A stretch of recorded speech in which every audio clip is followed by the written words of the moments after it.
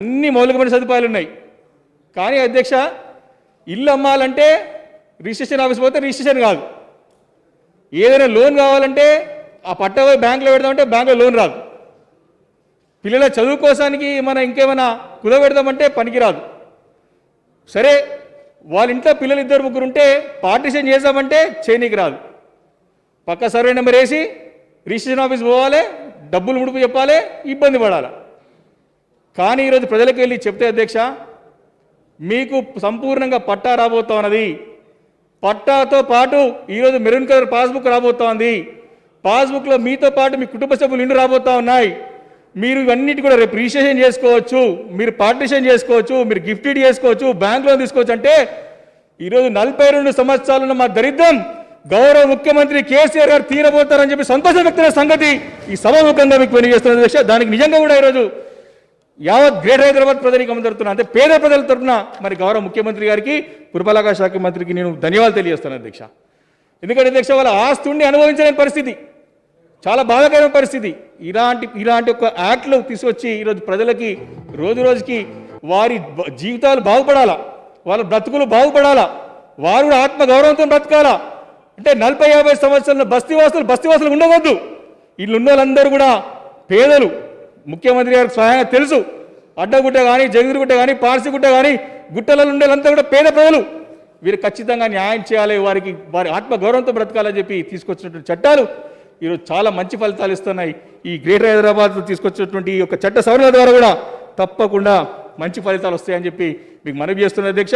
చివరిగా అధ్యక్ష, మరి ఈ యొక్క వార్డ్ కమిటీస్ గురించి ప్రజలను భాగస్వాములు చేస్తూ మరి youth committees, senior citizen committees, అదేవిధంగా ఇమ్యూనిటీకి సంబంధించినటువంటి మరి కల్పించిన గౌరవ కమిటీస్, అదేవిధంగా మహిళల కమిటీస్ కూడా ఏర్పాటు చేస్తామని చెప్పారు అధ్యక్ష. చాలా 25 మంది ఒక్క కమిటీ ద్వారా, అంటే సుమారు 100 మంది ఒక డివిజన్లో ఎదురు అధ్యక్ష. చాలా సంతోషం. గతంలో కూడా మరి గౌరవ మంత్రి గారి యొక్క ఆధ్వర్యంలో మరి నియోజకవర్గాల వారీగా మననగరం కార్యక్రమం పెట్టి స్థానికంగా ఉన్నటువంటి సంక్షేమ సంఘాల వారిని భాగస్వాములు చేసి అభివృద్ధి చేసినటువంటి ఫలితాలు ఎంతో బ్రహ్మాండంగా వచ్చినాయి అధ్యక్ష. కాబట్టి ఈ యొక్క 4 కమిటీలలో కూడా ఇప్పటికే సీనియర్ సిటిజన్స్ కూడా మనం చాలా మటుకి కమిటీస్ ఉన్నాయి అధ్యక్ష మన దగ్గర. ఇంకా కూడా పెంచాలంటే అధ్యక్ష, అంటే ఈ స్లమ్ ఫెడరేషన్లో కొంచెం ఇబ్బంది వస్తుంది అధ్యక్ష. కాలనీలలో మరి రెసిడెన్షియల్ వెల్ఫేర్ ఉంటున్నాయి, అక్కడ ఉన్నటువంటి యూత్ కమిటీస్ ఉంటున్నాయి, అక్కడ సీనియర్ సిటిజన్ కమిటీస్ ఉంటున్నాయి. ఈ స్లమ్ ఫెడరేషన్స్లో కూడా తప్పకుండా కమ్యూనిటీ హాల్స్ని అక్కడ ఎట్లయితే మనం బస్తీ దవాఖానాలు చాలా డివిజన్లో 2 ఏర్పాటు చేసాం అధ్యక్ష. అక్కడక్కడ మనకు ఉన్నటువంటి ఇప్పటికే జిహెచ్ఎంసీ పరిధిలో అనేక ప్రాంతాల్లో ఈ కమ్యూనిటీ హాల్స్ ఉన్నాయి అధ్యక్ష. అక్కడక్కడ సీనియర్ సిటిజన్స్కి కూడా ఈ యొక్క ఒక చిన్న కమ్యూనిటీ హాల్లోకి ఏర్పాటు చేసినట్టయితే, ఎందుకంటే అధ్యక్ష ఈరోజు పనులన్నీ కూడా వాస్తవం చెప్పాలంటే యువకుల కన్నా మహిళల కన్నా ఈరోజు సీనియర్ సిటిజన్స్ చాలా సేవలు అందిస్తుంది అధ్యక్ష. అంటే ప్రత్యక్షంగా చూస్తున్నారు, ప్రభుత్వం చేపట్టే మంచి పథకాలు కానీ, ప్రతికల సాధకబాధలు కానీ వారు తీరుస్తూ ఉన్నారు. కాబట్టి వారిని కూడా మనం దీనిలో అంటే వారికి కార్యాలయాలు ఉన్నాయి కాబట్టి వాటిని కూడా కొంచెం 5 లక్షలు 3 లక్షలు ఇస్తే ఆ కార్యాలయాలు ఆధునీకరించవచ్చు. అక్కడ వాళ్ళు కూర్చోడానికి లైబ్రరీస్ ఆల్రెడీ ఉన్నాయి అధ్యక్ష. గ్రేట్ హైదరాబాద్ నగరంలో చాలా ఉన్నాయి. గతంలో మరి మంత్రి గారు ఉన్నప్పుడు, మన సోమేష్ కుమార్ ఉన్నప్పుడు అప్పుడు ఏర్పాటు చేశారు అక్కడ సీనియర్ సిటిజన్స్. అప్పటి నుంచి కంటిన్యూ అవుతా ఉన్నాయి. ఇంకా కూడా పెంచాల్సినటువంటి అవసరం ఉందని చెప్పేసి కూడా నేను మంత్రి గారు రిక్వెస్ట్ చేసుకుంటూ, మరి మహిళా సాధికారిత గురించి కూడా మరి చెప్పారు. అది కూడా 50% ఖచ్చితంగా మంచి ఫలితాలు ఇస్తూ ఉంది. మరి ఈ యొక్క గ్రీన్ కవర్ గురించి అధ్యక్ష, ఈరోజు సాక్షాత్ మన భారతదేశం, మన క్యాపిటల్, మన ఇండియన్ క్యాపిటల్ ఢిల్లీలోనే ఈరోజు రోజుకు వార్ రూమ్స్ పెట్టుకుంటారు అధ్యక్ష. ఆక్సిజన్ లెవెల్స్ ఎన్ని ఉన్నాయి, తగ్గుతుందేమో అంటే అంత దుర్భర పరిస్థితి ఈరోజు అంటే బాధాకరమైన విషయం అధ్యక్ష. అలాంటి పరిస్థితులు రేపు భవిష్యత్తులో హైదరాబాద్ రావద్దని చెప్పి మరి 10% గ్రీన్ బడ్జెట్ ఏర్పాటు చేసేందుకు కూడా నేను ముఖ్యమంత్రి గారికి, గౌరవ మంత్రి గారికి నేను ప్రత్యేకంగా ధన్యవాదాలు తెలియజేసుకుంటూ, మరి యొక్క చట్ట సవరణలో మరి అవన్నీ కూడా సవరణలు చేస్తున్నందుకు ప్రజలకు ఖచ్చితంగా మేలు జరుగుతుందని చెప్పేసి కూడా మీ ద్వారా మరి సభ దృష్టికి తీసుకొస్తూ, మరి చట్ట సవరణల ద్వారా తప్పకుండా ప్రజలకు మంచి ఫలితాలు, భవిష్యత్తు బాగుంటుందని చెప్పేసి కూడా తెలియజేస్తూ మీ అవకాశం ఇచ్చినందుకు మీకు ప్రత్యేకంగా ధన్యవాదాలు తెలియజేసుకుంటున్నాను అధ్యక్ష. Thank you. సుధీర్ రెడ్డి గారు. ధన్యవాదాలు అధ్యక్ష. జిహెచ్ఎంసీ చట్టము 1955లో అప్పటి ప్రజల కోసము, అప్పటి అవసరాల కోసం ఏర్పాటు చేయడం జరిగింది అధ్యక్ష. రాను కాలం మారింది, మనుషులు మారిండ్రు, హైదరాబాద్ నగరము శరవేగంగా అభివృద్ధి చెందింది అన్ని రంగాల్లో. అయినా పాత బూజుపట్టిన చట్టాలనే ఈరోజు కూడా నడిపించడం వల్ల చాలామందికి అనేక రకాలుగా ఇబ్బందులు పడుతుండ్రు. కానీ తెలంగాణ ప్రభుత్వం మా ముఖ్యమంత్రి గారు ఈ చట్టాలను సవరించి ప్రజలకు దీని నుంచి విముక్తి కల్పించి సులువైన మార్గాల్ని ప్రజలకు అందించి ఏ డిపార్ట్మెంట్ పైన ఆ డిపార్ట్మెంట్లో జిహెచ్ఎంసీ డిపార్ట్మెంట్లో అన్ని పనులు సులభంగా జరగాలన్న ఉద్దేశంతో కొన్నిటికి కొత్తదనాన్ని జోడించి ఈరోజు సవరించడం నిజంగా చాలా గొప్ప విషయం అధ్యక్ష. ఉదాహరణకు మొన్ననే తెలంగాణ బీపాస్ అని చెప్పేసి అసెంబ్లీ సమావేశంలో చట్టాన్ని దాన్ని పాస్ చేపించి ప్రజలెవరు కూడా బిల్డింగ్ పర్మిషన్ కోసము జిహెచ్ఎంసీ ఆఫీస్ చుట్టూ తిరగకుండా మరి బ్రోకర్ల చుట్టూ తిరగకుండా తమ ఇంట్లోనే ల్యాప్టాప్లో వండుకుంటూ ల్యాప్టాప్లోనే ప్లాన్ని సబ్మిట్ చేసి మరి టెలిఫోన్ కానీ ల్యాప్టాప్లో కానీ సబ్మిట్ చేసే విధంగా చాలా సులువైన మార్గాన్ని భారతదేశంలో మొట్టమొదటిసారిగా మన జిహెచ్ఎంసీలో ఇంట్రడ్యూస్ చేయడం నిజంగా మాకందరికీ చాలా గర్వకారణం అధ్యక్ష. అలాగే ఇప్పుడు చేసిన చట్ట సవరణలో 50% మహిళలకు చేయడం నిజంగా చాలా సంతోషం అధ్యక్ష. ఎందుకంటే మహిళలు అన్ని రంగాల్లో రాణించాలి. మహిళలు ప్రతి రంగంలో పురుషులతో సమానంగా పోటీ పడినప్పుడే భారతదేశం అన్ని రంగాల్లో అభివృద్ధి చెందుతుంది అధ్యక్ష. అది గ్రహించే ఈరోజు 2 టర్ములు ఖచ్చితంగా పెట్టాలనే ఉండే ఉద్దేశంతో ఈరోజు 2 టర్ములు తీసుకురావడం చాలా సంతోషం అధ్యక్ష. 1 టర్ము గతంలో ఉండేది అధ్యక్ష. 1 టర్ము ఉంటే అధ్యక్ష ఏముంటుండే అధ్యక్ష, ఒక బాధ్యత ఫీల్ కాకపోతుండే అధ్యక్ష. ఈ టర్ము మాకు ఉంటుంది రిజర్వేషన్, మేము కార్పొరేటర్ కన్నా ఏదో ఎన్నికైనాము, మరి వచ్చే టర్ము మాకు ఉంటుందో ఉండదో అని చెప్పి ఒక అభద్రతాభావం ఉంటుండే. కాబట్టి సేవ మీద ఫోకస్ చేయకుండా ఇంకా వేరే దాని మీద ఫోకస్ చేసుకుంటూ సరైన సర్వీసు ప్రజలకు అందించకపోయేవాళ్ళు అధ్యక్ష.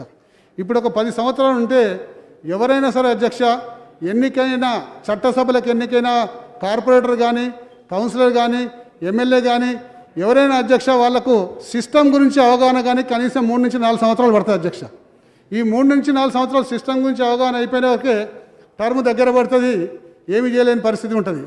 కానీ ఒక 10 సంవత్సరాలు 2 టర్ములు ఉంటే కనీసం సిస్టమ్ మీద అవగాహన చేసుకొని మిగతా కాలాన్ని తమ అభివృద్ధి కోసం బాగా కేటాయించి ఆ ఏరియాని పగడ్బందీగా అభివృద్ధి చేసి ముందుకు తీసుకుపోయే అవకాశం ఉంటుంది అధ్యక్ష.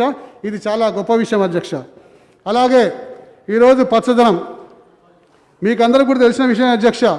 భారతదేశంలో కాలుష్య కొరలు చిక్కుపోతుంది. అనేక రకాల రుగ్మతలు ఈ కాలుష్యంతో వస్తున్నాయి. అనేక మంది పౌరులు ఈ కాలుష్య కొరలు చిక్కుకుపోయి అనేక రకాలుగా సతమతం అవుతూనే ఉన్నారు. కానీ ఏ రాష్ట్ర ప్రభుత్వాలు కూడా కాలుష్యానికి పగడ్బందీగా చర్యలు తీసుకున్న దాఖలాలు లేవు. ఏ ప్రభుత్వాలు కూడా ఇప్పటి వరకు అగ్రెసివ్గా దీన్ని అరికడదామని చెప్పి ముందుకు వచ్చిన సందర్భాలు లేవు. కానీ మా ముఖ్యమంత్రి గారు ఈరోజు హరితహారం కార్యక్రమం పేరిట రాష్ట్రం మొత్తము విస్తృతంగా మొక్కలు నాటించి గత 5 ఏళ్ల నుంచి ఈ 6వ సంవత్సరానికి అడుగుపెట్టినాము. ఈ 6 సంవత్సరాల్లో దాదాపు 5 నుంచి 6% ఈరోజు గ్రీన్ బెల్ట్ మన రాష్ట్రంలో పెరిగిందంటే అధ్యక్ష కేవలం మన ముఖ్యమంత్రి గారు ఘనతే అని చెప్పేసి ఈ సందర్భంగా మీకు మనవి చేసుకుంటున్నాను అధ్యక్ష. దీన్ని 5 నుంచి 6% ఇప్పటి వరకు జరిగింది అధ్యక్ష. కానీ రాబోయే ఇంకా 4 సంవత్సరాల్లో ఇంకా ఉధృతంగా ఈ హరిత కార్యక్రమాన్ని ఏర్పాటు చేసి దీన్ని కనీసం ఒక 15% కన్నా తీసుకురావాలని చెప్పేసి ముఖ్యమంత్రి గారు ఒక లక్ష్యంతో ముందుకు పోతున్నారు అధ్యక్ష. దీన్ని మనం జిహెచ్ఎంసీ యాక్ట్లో పొందుపరిచి ఖచ్చితంగా ప్రతి వార్డులో ఒక గ్రీన్ బెల్ట్ గ్రీన్ కవర్ యొక్క సమగ్రమైన చిత్రాన్ని ఈరోజు ఆ వార్డు కౌన్సిలర్ కానీ వాళ్ళు ఆ వార్డు మెంబర్లు కానీ అందించాలన్న ఉద్దేశంతో ఈ చట్టంలో ఇంక్లూడ్ చేసిన చట్ట సవరణలో ఇంక్లూడ్ చేసి 10% దాన్ని ఖర్చు పెట్టాలని చెప్పేసి నిజంగా పెట్టడము చాలా గొప్ప విషయం అధ్యక్ష. ఈ పద్ధతిని చూసుకుంటే పోతే అధ్యక్ష రేపు రాబోయే 5 నుంచి 10 సంవత్సరాల లోపలనే మన రాష్ట్రం భారతదేశంలో గ్రీన్ కవర్లో నెంబర్ 1 అవుతుందని చెప్తానికి ఎటువంటి సందేహం లేదు అధ్యక్ష. తద్వారా అనేక రుగ్మతల నుంచి అనేక డిసీజ్ నుంచి ఈ రాష్ట్రాన్ని కాలుష్య కోరల నుంచి తగ్గించే అవకాశం మనకు లభిస్తుంది అధ్యక్ష. మీకు అందరూ కూడా తెలిసిన విషయం అధ్యక్ష. ఈరోజు ఢిల్లీలో మహానగరంలో ఇప్పుడు కరోనా ఉంది, ఇప్పుడు మాస్క్ పెట్టుకున్నాం అధ్యక్ష. కానీ కరోనా రాకముందుకే ఢిల్లీలో మాస్క్ పెట్టుకోవాల్సిన పరిస్థితి ఏర్పడ్డది మీ అందరికీ కూడా తెలిసిన విషయమే. ఎందుకంటే కాలుష్యం దాంతో ఆక్సిజన్ బార్లు ఏర్పడ్డాయి, మాస్కులకి అంతకన్నా ముందే పెట్టుకుని మొదలైపోయింది. ఈరోజు ఢిల్లీలో ఆ పరిస్థితి ఉంది, రేపు భారతదేశంలో ఉన్న ఇతర రాష్ట్రాలకు రాదన్న గ్యారంటీ అయింది. కాబట్టి అందరూ కూడా ఈ దిశగా కఠినమైన నిర్ణయాలు తీసుకుంటే ఖచ్చితంగా ఈ రాష్ట్రంలో గ్రీన్ కవర్ మరింత పెరిగే అవకాశం ఉంటుందని చెప్పేసి ఈ సందర్భంగా మనవి చేసుకుంటూ, ఇప్పటి వరకు తెలుగుదేశం ప్రభుత్వం అధికారంలో ఉండే, మరియు గతంలో కాంగ్రెస్ పార్టీ అధికారంలో ఉండే, ఇప్పుడు మేము అధికారంలో ఉన్న అధ్యక్ష, ఇప్పటి వరకు హైదరాబాద్లో కొన్ని వేల ఎకరాలలో ప్లాంటేషన్ చెట్లు నాటే అవకాశం ఉండే అధ్యక్ష. కానీ ఇది ఎవరు కూడా కనిపెట్టలేకపోయిన అధ్యక్ష. మీకు అందరూ కూడా తెలిసిన విషయమే. ఈరోజు హైదరాబాద్లో పెద్ద పెద్ద కంపెనీలు ఉన్నాయి అధ్యక్ష. బిహెచ్ఈలు అనుకోండి, ఐడిఎల్ అనుకోండి, మరియు ఇంకా బీడీఎల్ అనుకోండి, లేకపోతే మా దగ్గర ఉదాహరణకు అధ్యక్ష, మేము బాగా పరిశోధించి వెతికి మా దగ్గర దాదాపు ఒక 1000 ఎకరాల పైన మేము దాన్ని ఐడెంటిఫై చేసాం అధ్యక్ష. ఈ 1000 ఎకరాల్లోకి ఇలా మొక్కలు నాటితే మా ప్రాంతం అంతా కూడా దాని ఎఫెక్ట్ కూడా కనీసం ఒక 5-6 కిలోమీటర్ల రేడియస్ కూడా దాని ఎఫెక్ట్ పడే అవకాశం ఉంటుంది అధ్యక్ష. మా దగ్గర చాలా ఓపెన్ ప్లేసెస్ ఉన్నాయి అధ్యక్ష. ఉదాహరణకు GSI, geological survey of India, దాదాపు 200 ఎకరాలు, 280 ఎకరాలు ఉంది అధ్యక్ష. అలాగే క్రీడా అని చెప్పేసి సెంట్రల్ గవర్నమెంట్ ల్యాండ్ ఉంది అధ్యక్ష. దాంట్లో దాదాపు 700 ఎకరాలు మనకు ల్యాండ్ మిగిలి ఉంది. అలాగే 2 రేడియో స్టేషన్లు ఉన్నాయి. ఆ 2 రేడియో స్టేషన్లో దాదాపు 100 ఎకరాల స్థలం ఉంది. అలాగే ఒక వాటర్ వర్క్స్ ఆఫీస్ ఉంది, దాదాపు 64 ఎకరాల ఆఫీస్ ఉంది. ఈ విధంగా ఒక 1000 ఎకరాల వరకు ప్లాంటేషన్ చేసే అవకాశం మా దగ్గర ఉంది అధ్యక్ష. ఈ విషయాన్ని గ్రహించి కేటీఆర్ గారు స్వయంగా ఈసారి హరితహారం కార్యక్రమంలో ఈ పబ్లిక్ సెక్టర్లో ఉన్న కంపెనీలలో కానివ్వండి, ఇటువంటి ఓపెన్ స్థలాల్లో కానివ్వండి, మొత్తం కూడా మియావాకి పద్ధతిలో మొక్కలు నాటిస్తే ఒక డెన్స్ ఫారెస్ట్ ఏర్పడుతుంది, ఒక గ్రీన్ కవర్ ఏర్పడుతుంది. తద్వారా పరిసర ప్రాంతాల్లో ఉన్న వాళ్ళందరికీ కూడా ఆక్సిజన్ పుష్కలంగా లభ్యమవుతుంది, కాలుష్యం తగ్గే అవకాశం ఉంటుంది, వాతావరణం చల్లబడే అవకాశం ఉంటుంది, విరివిగా వర్షాలు కురిసే అవకాశం ఉంటుందని చెప్పేసి ఈ సందర్భంగా మనవి చేసుకుంటూ, ఇది ఒక బృహత్తరమైన కార్యక్రమం అధ్యక్ష. ఈ బృహత్తరమైన కార్యక్రమాన్ని తెలంగాణ ప్రజలు మరి కేసీఆర్ గారి పిలుపు మేరకు దీన్ని సక్సెస్ఫుల్గా చేస్తారని చెప్పి మనవి చేసుకుంటూ, అలాగే వార్డు కమిటీల అధ్యక్ష, ఈరోజు వార్డు కమిటీలు నిజంగా 25 మంది ఉండడం వల్ల ఒక వార్డుకు ప్రతి కమిటీలో ఒక 27 మంది, యూత్ కమిటీలో 25 మంది, మహిళా కమిటీలో 25 మంది, సీనియర్ సిటిజన్ కమిటీ 25 మంది, అలాగే ఎమ్యూనిటీస్ కమిటీ 25 మంది. ఈ 25 మంది ఉండడం వల్ల అభివృద్ధి అనేది ఒక చక్కటి అవగాహనతో ముందుకు పోయే అవకాశం ఉంటుంది అధ్యక్ష. మీకు అందరూ కూడా తెలిసిన విషయం అధ్యక్ష, చాలామంది కార్పొరేటర్లకు కానీ ఎమ్మెల్యేలకు కానీ ఆ ప్రాంతంలో ఉన్న మౌలిక సదుపాయాల విషయాల్లో కొన్ని రకాల ఇబ్బందులు ఎదురవుతాయి అధ్యక్ష. అది ఏమంటే, మా ప్రాంతానికి పోనీకి రోడే లేదు, మా ప్రాంతానికి కనీసం మొత్తం బురదమయమైపోయింది, ఫస్ట్ అయితే మాకు రోడ్ వేయమని చెప్పేసి అక్కడ ఉన్న ప్రజలందరూ ఒత్తిడి తీసుకొస్తారు అధ్యక్ష. పాపం కార్పొరేటర్లు కొంతమంది ఆ ఒత్తిడికి బెండ్ కావాల్సి వస్తుంది అధ్యక్ష. కానీ ఇక్కడ కమిటీలు ఉండడం వల్ల ఆ ప్రాంతంలో భూగర్భంలో ఉన్న ఫెసిలిటీస్ అంటే రోడ్డు, మన డ్రైనేజు, వాటర్, ఈ 2 సక్రమంగా ఉన్నాయా లేవా, మరి వర్షం నీరు పడితే స్టామ్ వాటర్ డ్రైన్ సరిగ్గా ఉందా లేదా, అలాగే సివేజ్ లైన్ సక్రమంగా ఉందా, మంచినీటి సదుపాయం కోసం వాటర్ లైన్ సక్రమంగా ఉందా, ఈ 3 సదుపాయాలు పర్ఫెక్ట్గా ఉన్నప్పుడే రోడ్డు వేసుకుంటే 10 కాలాల పాటు ఆ రోడ్డు మనకు ఉంటుంది అధ్యక్ష. కానీ ఒత్తిళ్ల వల్ల, అక్కడ ఉన్న ప్రెషర్ వల్ల, కొంతమంది రాజకీయ నాయకుల ప్రోద్బలం వల్ల మనం ఇవన్నీ కూడా సిస్టమేటిక్గా చేయకుండా మొట్టమొదట రోడ్ వేస్తాం సౌకర్యం కోసం, దాని తర్వాత వాటర్ లైన్ కోసం ఒకసారి రోడ్డు బలగొడతాం, మళ్ళా రోడ్ వేస్తాం, మళ్ళీ డ్రైనేజ్ లైన్ కోసం రోడ్డు బలగొడతాం. ఈ విధంగా వర్షం నీళ్ళ కోసం ఒకసారి రోడ్డు బలగొట్ట వస్తుంది. ఈ విధంగా ప్రజాధనం చాలా దుర్వినియోగం అయిపోతుంది అధ్యక్ష. ఈ వార్డు కమిటీలు ఉండడం వల్ల ఇందులో అన్ని రకాల ప్రజలు, అపార్ట్మెంట్లో నివసిస్తున్న వాళ్ళు, సీనియర్ సిటిజన్స్, వర్క్ చేసేవాళ్ళు, మహిళలు, స్లమ్స్లో ఉన్న వాళ్ళందరినీ సమన్వయపరిచి ఒక కమిటీ చేసి మీ ప్రాంతానికి ఏది ముఖ్యం, మీ ప్రాంతంలో మొట్టమొదటి ఏం కావాలి, మరి మీ ప్రాంతంలో సదుపాయాలు ఏ విధంగా డెవలప్ చేసుకుంటూ పోదాం, మనకు వచ్చే బడ్జెట్ ఇది, ఈ ప్రాంతంలో ఉన్న అతి ముఖ్యమైన సమస్య ఏది, మొదట అక్కడ ఖర్చు పెడదాం, దాని తర్వాత మిగతా చూసుకుందామని చెప్పేసి ఒక సమన్వయం చేసుకొని ఒక అద్భుతమైన ప్రగతిని ఈ హైదరాబాద్ జిహెచ్ఎంసీలో చూపెట్టే అవకాశం ఈ వార్డు కమిటీల ద్వారా వస్తుందని అధ్యక్ష. కాబట్టి ఈ వార్డు కమిటీల వాళ్ళకి నాదొక్క సూచన, గౌరవనీయ మంత్రివర్యులకు నాకు సూచన ఏంటంటే, వార్డు కమిటీల వాళ్ళకి అందరికీ కూడా తప్పనిసరిగా ఆ ప్రాంతంలో drainage lines, water lines, storm water lines ఉన్నాయా లేవని చూసుకోవాలి. దాని తర్వాత మిగతా అభివృద్ధి కార్యక్రమం చేయాలి.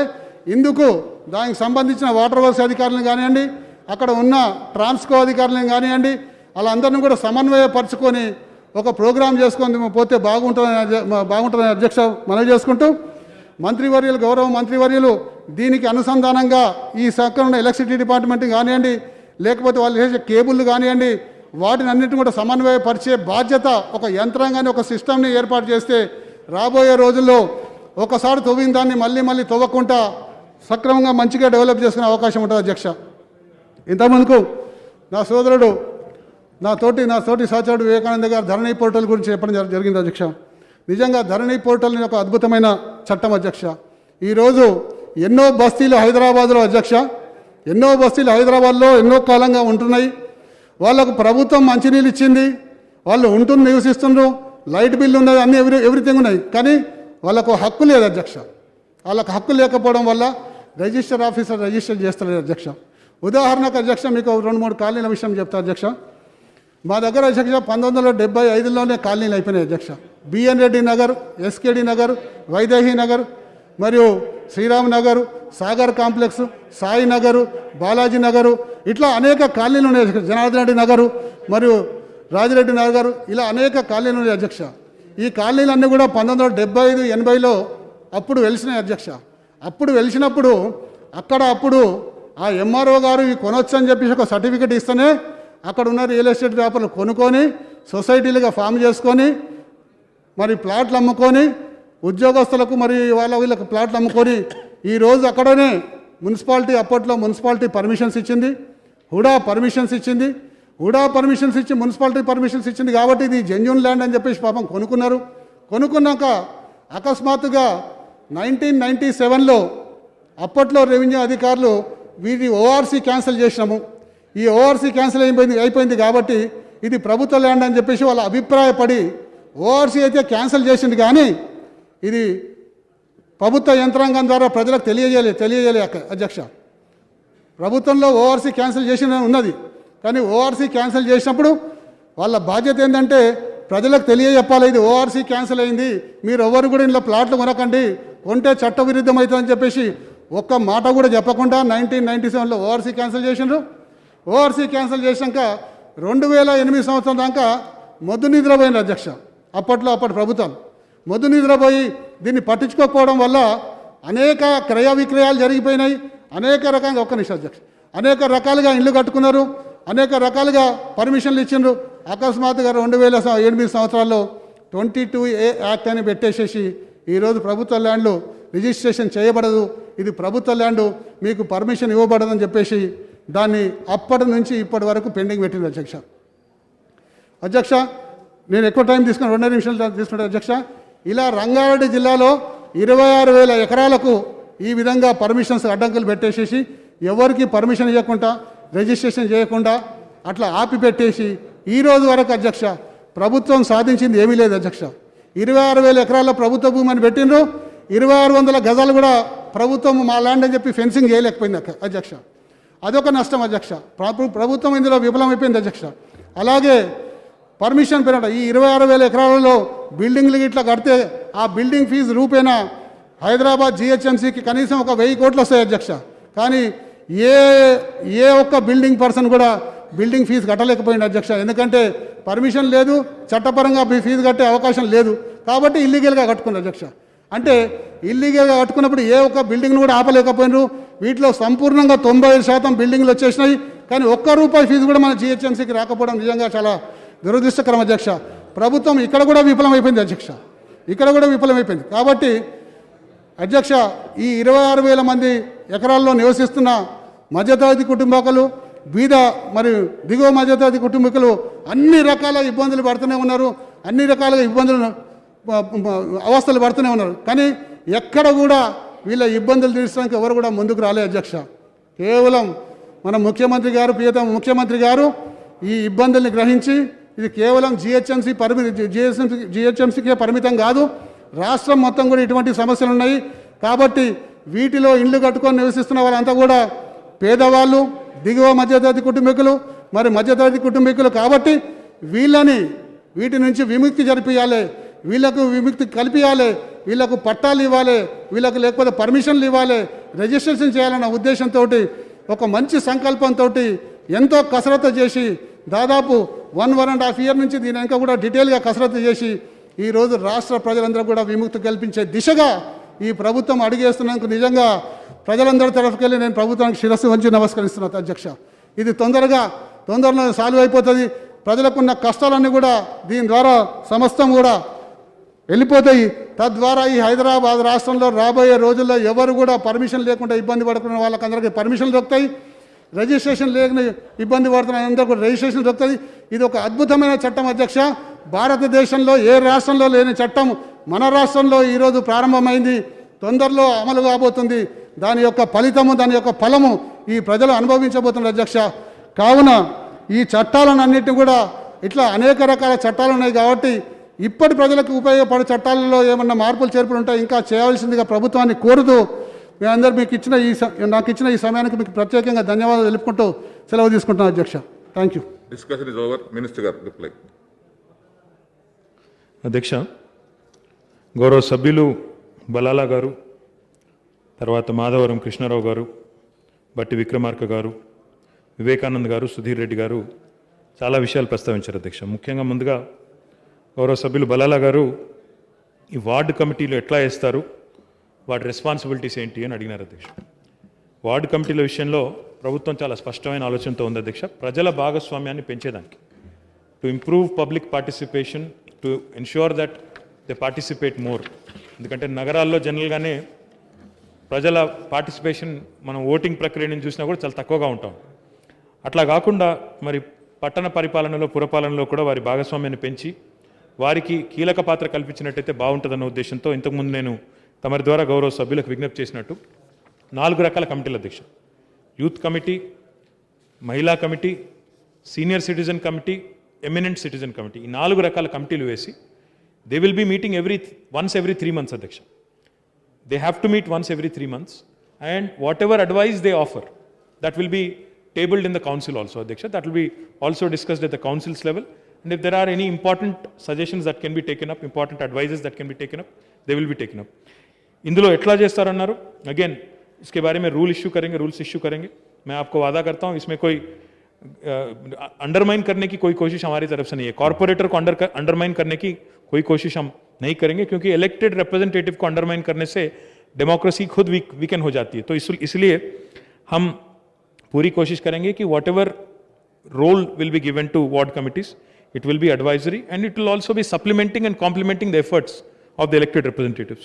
दूसरा आपने बात किया BRS के बारे में. BRS आप तो जानते हैं बलाला साहब, 1,13,000 से ज़्यादा एप्लीकेशन BRS में मिले थे हमें. उसमें से लेके पूरा वेरिफिकेशन कंप्लीट हो गया और शॉर्टफॉल जहाँ कहीं भी था वो इन्फॉर्मेशन भी दिया गया एप्लीकेंट को. बट हुआ है कि हाई कोर्ट की तरफ से एक स्टे आ गया और हाई कोर्ट में भी हमारे प्रिंसिपल सेक्रेटरी साहब ने जाकर रिप्रेजेंट किया कि ये बहुत अहम है, इसको जल्द से जल्द वेकेट किया जाए.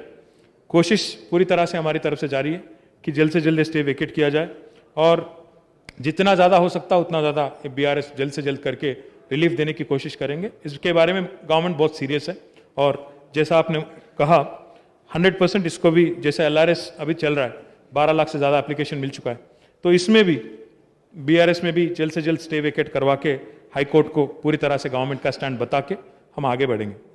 బట్టి విక్రమార్క గారు మన్నించాలి, కృష్ణారావు గారు రిజర్వేషన్ల విషయంలో స్వాగతించారు. వారి ఒక్క నియోజకవర్గంలోనే 1,500 కోట్ల పైచిలకు రూపాయలతో అభివృద్ధి జరిగిందని చెప్పారు అధ్యక్ష. చాలా సంతోషం. అదే రకంగా వారు వార్డు కమిటీలు ఇంకా నంబర్ పెంచినా తప్పేం లేదన్నారు అధ్యక్ష. తప్పకుండా మరి ఇప్పుడు మనం గతంలో ఉన్నదాన్ని పెంచి 25 చేసుకున్నాం అధ్యక్ష. భవిష్యత్తులో కొత్త చట్టం తీసుకొచ్చేటప్పుడు మిగతా విషయాలు కూడా ఆలోచిస్తాం అధ్యక్ష.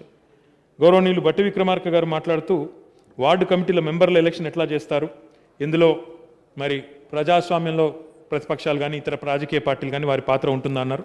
ఇందులో రాజకీయాలకు అతీతంగా చేస్తాం బట్టి గారు. ఇందులో ఒక పార్టీయో ఇంకో పార్టీని చూడకుండా ఆ వార్డులో ఆ డివిజన్లో యాక్టివ్గా ఉండే NGOs ఉంటాయి, సీనియర్ సిటిజన్ సంఘాలు ఉంటున్నాయి, రెసిడెంట్ వెల్ఫేర్ అసోసియేషన్స్ ఉన్నాయి. అందులో అన్ని పార్టీలు వాళ్ళు ఉంటారు.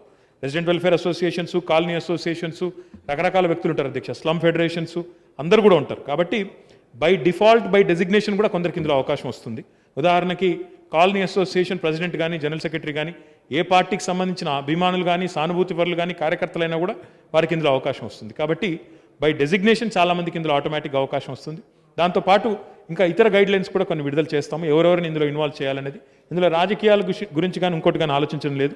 ఎందుకంటే ఒకసారి ఎన్నిక అయిపోయిన తర్వాత 5 ఏళ్ల పాటు అభివృద్ధి మీద దృష్టి పెట్టి పనిచేయాలి అనే సంకల్పంతో ఈ వార్డు కమిటీలను ఏర్పాటు చేస్తున్నాం. కాబట్టి they will not intrude into the functioning of the corporator or the corporation. దయచేసి ఆ విషయంలో వాళ్ళు అండర్మైన్ చేస్తారనే అపోహ వద్దండి అని చెప్పి కూడా నేను విజ్ఞప్తి చేస్తూ ఉన్నాను. వారు ప్రతి 3 నెలలకు ఒకసారి సమావేశమై వారిచ్చే సూచనలు కానీ సలహాలు కానీ మనం కౌన్సిల్కి తీసుకెళ్ళడానికి ఒక వెసులుబాటు కూడా ఇందులో కల్పించుకుంటా ఉన్నాం. మీరు రిజర్వేషన్ల అంశం ప్రస్తావించారు అధ్యక్ష. వారు 50% మహిళలకు రిజర్వేషన్ చేసిన దాన్ని స్వాగతిస్తూనే వారు బీసీ రిజర్వేషన్ల గురించి ప్రస్తావించారు అధ్యక్ష. అధ్యక్ష, వారికి నేను చేసే విజ్ఞప్తి ఏమంటే ఆర్టికల్ 243T ప్రకారం మనం చూసినట్టయితే మన జిహెచ్ఎంసీ యాక్ట్లో section 5 clause 2 sub clause B దాని కింద ఆల్రెడీ ఉందండి. 3వ వంతు రిజర్వేషన్ అంటే 33%, 33.33% రిజర్వేషన్ బీసీలకు కేటాయిస్తూ ఏదైతే ఆల్రెడీ జిహెచ్ఎంసీ యాక్ట్లో ఉందో దాన్ని మనం డిస్టర్బ్ చేయలేదు. కాబట్టి యథాతథంగా బీసీల రిజర్వేషన్ కొనసాగుతుంది. బట్టి గారు ఇందులో ఏ అనుమానం కూడా లేదు, మీకు ఇందులో అనుమానం ఉండాల్సిన అవసరం కూడా లేదని చెప్పి కూడా నేను మీకు విజ్ఞప్తి చేస్తూ ఉన్నాను. దాంతోపాటు బట్టి గారికి నేను ఇంకో విషయం కూడా చెప్తా ఉన్నాను. బీసీల విషయంలో రిజర్వేషన్ శాతం 33% ఉన్నప్పటికీ గతంలో టీఆర్ఎస్ ప్రభుత్వం పోయిన కౌన్సిల్ మీరు చూసుకున్నట్టయితే 50% రిజర్వేషన్ మహిళలకు అన్నాం, కానీ 75కు మించి 4 పెట్టి 79 సీట్లలో మహిళల్ని గెలిపించింది కూడా టీఆర్ఎస్ ప్రభుత్వం.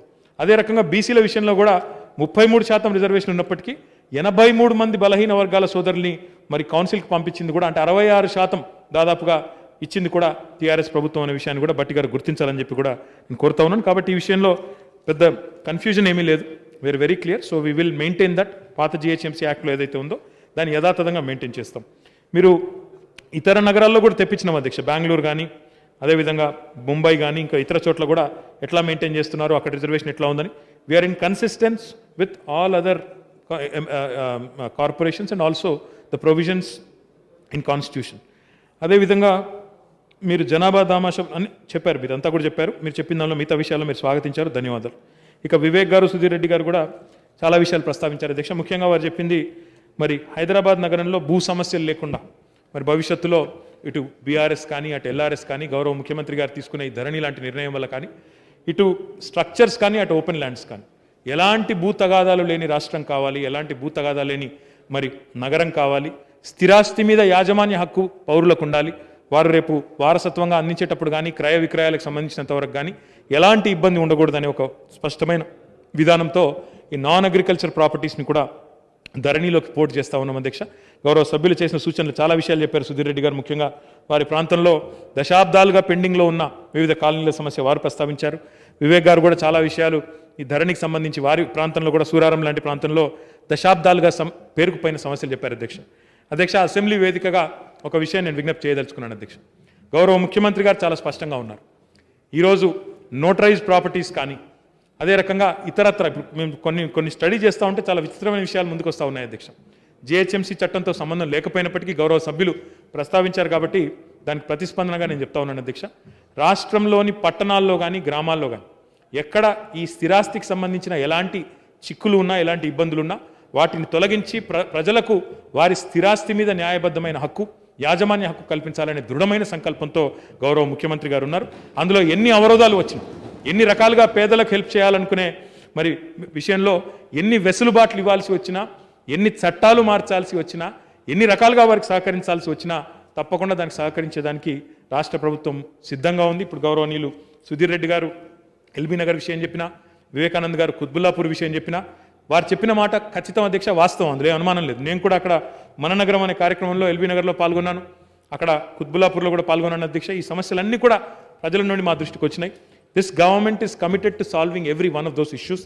తప్పకుండా వాటిని పరిష్కరించి ప్రజలను తప్పకుండా సంతృప్తి పరుస్తామనే మాటను మరొకసారి మిత్రులందరికీ తెలియజేస్తూ మరి దాదాపుగా వారు లేవనెత్తిన అన్ని సందేహాలు, అనుమానాలు నివృత్తి అయినాయని భావిస్తూ ఈ బిల్లుకు మద్దతు ఇవ్వాల్సిందిగా, మరి బిల్లును పాస్ చేయించాల్సిందిగా మీ ద్వారా సభ్యుని కోరుతా ఉన్నాను. क्लैरिफिकेशन बलाला साहब.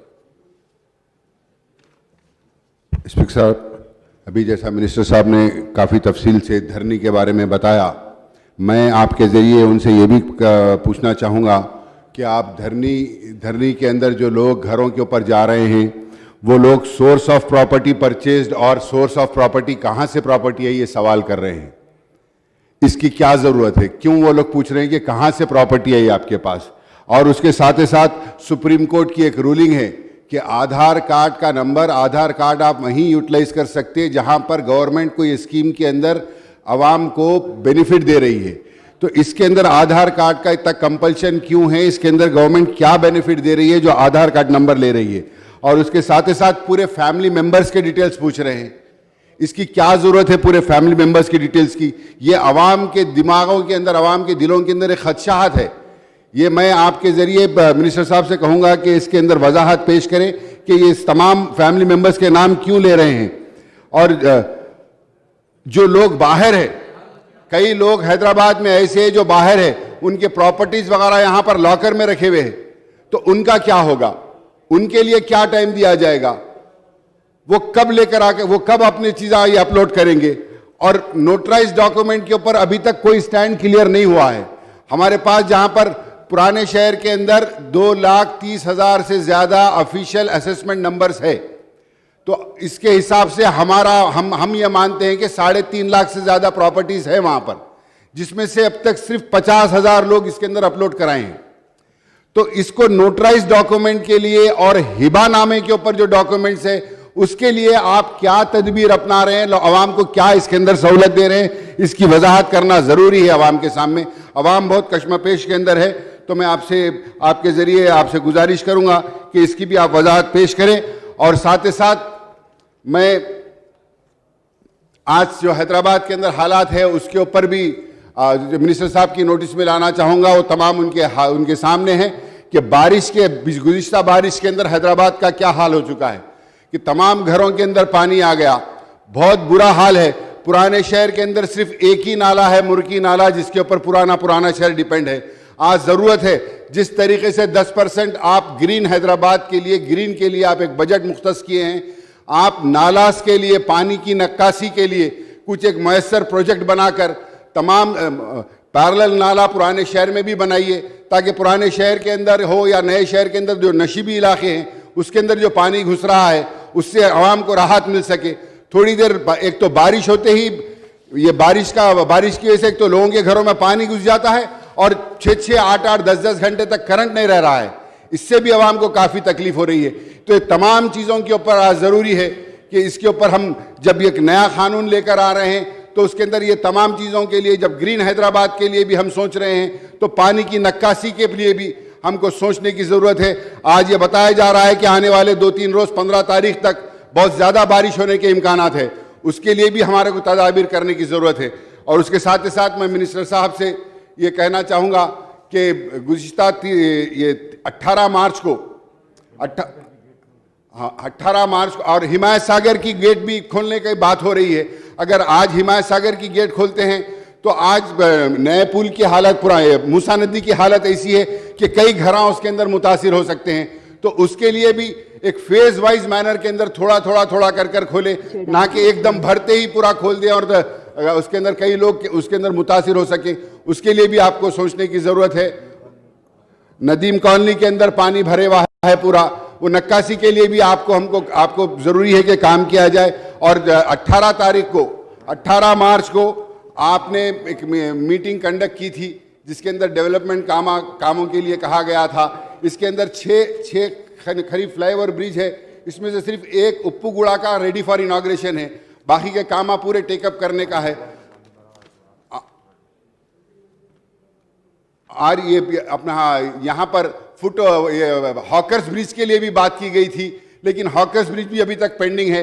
ये 6 ब्रिज में से एक नलगुंडा एक्स रोड का है, आरामगढ़ टू जू पार्क का एक ब्रिज है, और श्रीपुरम कॉलोनी का है, पुराना पुल का है। ये इसके लिए आप एक बार फिर अगर से आप मीटिंग बुलाने का, आप गुज़िश्ता असेंबली इलेक्शन के अंदर असेंबली में वादा करे थे, आप असेंबली सेशन में, अगर से आप दोबारा फिर टाइम देंगे, मीटिंग बुलाएंगे, तो फिर हम लोग आकर बैठकर मीटिंग कर लेंगे। पहले डीआरसी मीटिंग होती थी, आजकल वो भी नहीं है। आप मीटिंग कंडक्ट करिए, तो अब बुला लिए तो एक बार हम ये बैठकर अपने मसाइल की एकसुई कर सकते। और ये काम मैं कह रहा हूं, जिस वक्त सुमेश कुमार साहब कमिश्नर थे, जब से ये काम पेंडिंग है, सब लोग आगे बढ़ के आज प्रिंसिपल सेक्रेटरी हो गए, काम आगे नहीं बढ़ रहा। मिनिस्टर साहब जरा आप इसके ऊपर गौर कीजिए और ये काम कराइए। शाहीन नगर के अंदर पानी भरा हुआ है, नदीम कॉलोनी के अंदर पानी भरा हुआ है, इसकी नक्काशी के लिए भी और इसकी हमेशा हमेशा बारिश के अंदर यहाँ पर तकलीफ हो रही है, उसके लिए भी एक मुयस्सर प्लान आप बैठकर अगर से ये करेंगे तो आप इसका प्लान बना सकते हैं। हमारे साथ बैठकर इसका प्लान्स बनाइए ताकि आने वाले दिनों के अंदर, गुज़िश्ता कई दहाओं से ये लोग परेशान हो रहे हैं, ताकि आने वाले दिनों के अंदर इनको परेशानी ना हो, इसका मुयस्सर प्लान बनाते हुए ये कामों की यकसुई कर सकते हैं। शुक्रिया।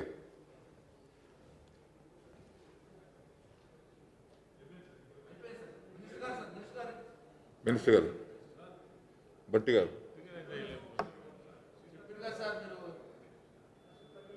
తర్వాత నేను కూడా మాట్లాడతా సార్. అనసూయ గారు. సార్ నమస్కారం సార్. ఈరోజు పురపాలక శాఖ మంత్రులు ప్రవేశపెట్టినటువంటి బిల్లును మా సిఎల్పి నేత గారు మేము మనస్ఫూర్తిగా స్వాగతిస్తున్నాం సార్. ముఖ్యంగా 50% రిజర్వేషన్ ఏదైతే ఉమెన్స్ కోసం చెప్పడం జరిగిందో దానికంటే ముందు మరి మహిళలకు ఈరోజు మహిళా కమిషన్ అనేది రాష్ట్రంలో లేదు కాబట్టి అది కూడా త్వరలోనే నియమించే విధంగా చర్యలు తీసుకుంటే ఈ 50% రిజర్వేషన్కు తగ్గట్టుగా మహిళా కమిషన్ లేకపోవడం ఇబ్బంది సార్. కాబట్టి మరి వెంటనే చేపట్టాలని కూడా ఈ సందర్భంగా తెలియజేస్తూ ఉన్నాం. గ్రీన్ సిటీకి సంబంధించినటువంటి బిల్ ఏదైతే ఉందో మరి పెద్ద కంపెనీలు వచ్చినప్పుడు లేదా పెద్ద ప్రయోజనాలు వచ్చినప్పుడు పర్యావరణాన్ని ధ్వంసం చేసే విధంగా కాకుండా ప్రజల అవసరాల మేరకు ఖచ్చితంగా అందరికీ గ్రీన్ సిటీ అనేది అవసరమే సార్.